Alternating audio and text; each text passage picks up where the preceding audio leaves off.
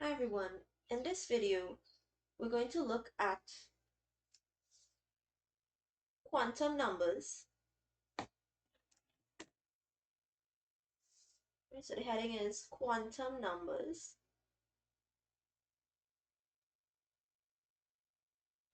We will look at what is an atomic orbital,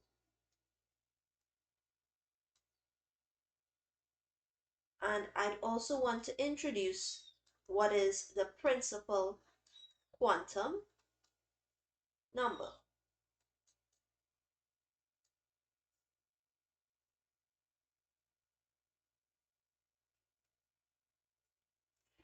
So just a little introduction.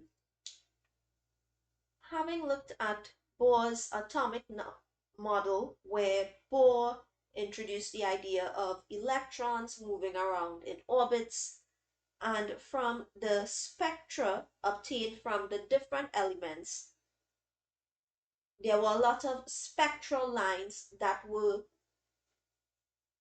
not able to be explained by Bohr in terms of his account of it.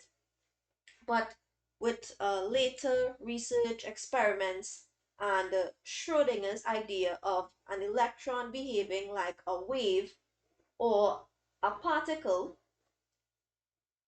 what resulted from that is the idea of an electron not just behaving like a particle in space, but that an electron could act like a wave. So that means in Schrodinger's theory, whatever he spoke about, I'm just going to summarize. He came up with the idea of an electron being considered not just to be a particle, but a wave, in that an electron could occupy a certain volume of space or a certain region of space, and as such, we can consider an electron to exist in a concept called an atomic orbital.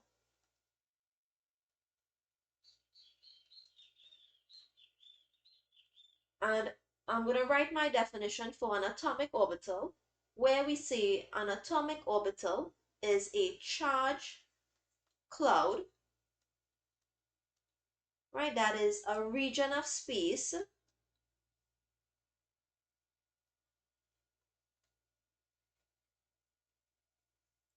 which represents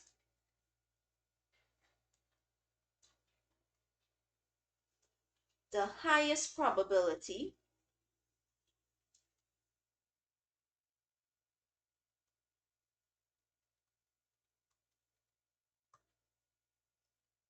of finding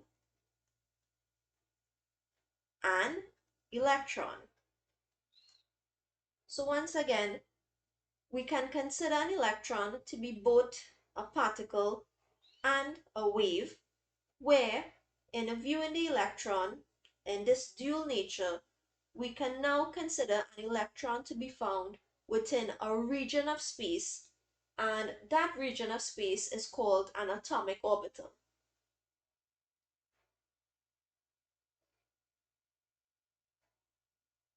So from Bohr's model, we have Schrodinger's model of the atom, where in his model, we're not just saying that there are orbits within the atom, we're also going to describe the electrons as being found in atomic orbitals, such that we can describe an electron in terms of something called quantum numbers.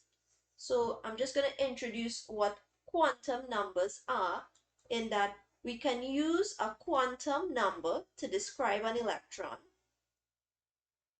where quantum numbers can be used to describe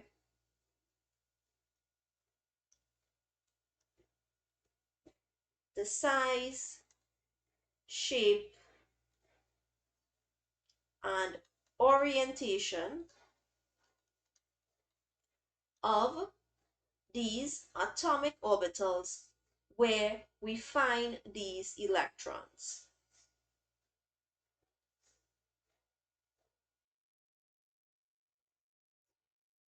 Right, so quantum numbers can be used to describe the different characteristics of an atomic orbital, where it's used to describe either the size, the shape, or the orientation of the orbital. Right, so there are four quantum numbers.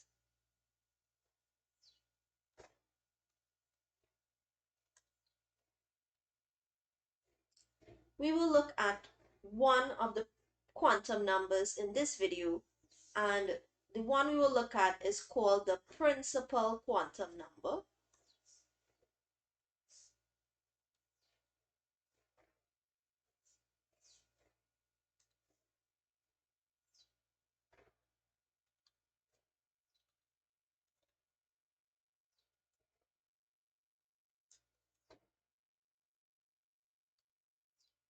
Now, before I begin talking about the principal quantum number, I would like to clarify some terms so as to not cause confusion or to avoid confusion which may occur. So, for example, we may use the term energy shell,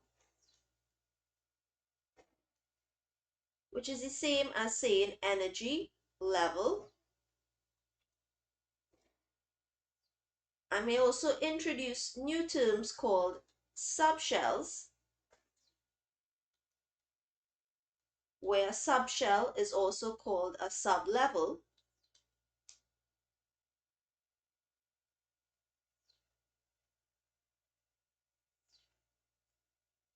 Right, so we use the term energy shell, which may also mean energy level, and the term subshell or sublevel. And I want to introduce this concept to you before we start looking at quantum numbers. So if it's a little confusing, it will become clearer as we continue. So we say that an energy shell consists of subshells which consists of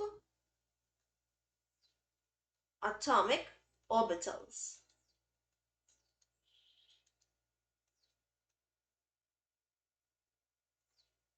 Right, so once again, I may use the terms energy shell, which is the same as saying energy level. I may say subshell. This is the same as saying sublevel. And very concisely, in terms of what we will cover under quantum numbers, we will discover that an energy shell consists of subshells, where subshells consist of atomic orbitals. Right, so this will be explored later on. For now, I want to continue by looking at the principal quantum number. So you're familiar with it, but not necessarily the new terminology.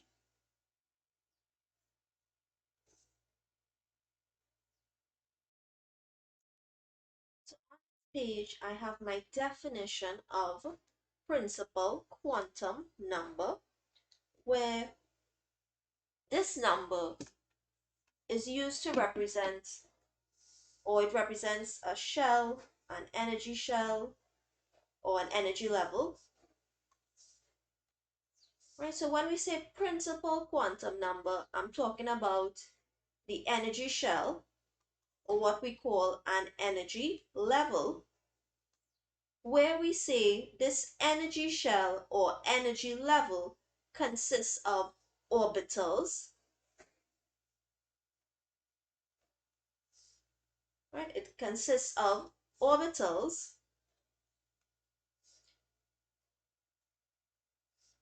and I'm going to draw a simple diagram of the atom, where at the center we have the nucleus, and you're accustomed to drawing, right, shells around the nucleus. So each shell is what we call, or can be described by, a principal quantum number. So where we have the first shell, right, this first shell has a principal quantum number of 1.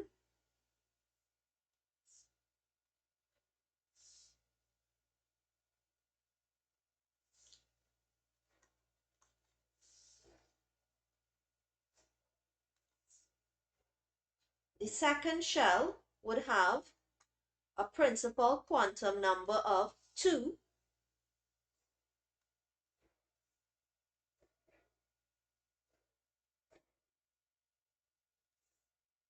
The third shell would have a principal quantum number of 3, and so forth. So we say that an energy shell or energy level can be described by a quantum number called the principal quantum number, where the letter n is used to represent this quantum number, where this energy shell or energy level is said to consist of orbitals. Remember that orbitals contain electrons, so we can count the number of electrons in each energy shell or each energy level, and you would know the maximum number of electrons found in each shell. For example, the first shell takes 2, the second shell takes 8, and the third shell can occupy or accommodate 18 electrons.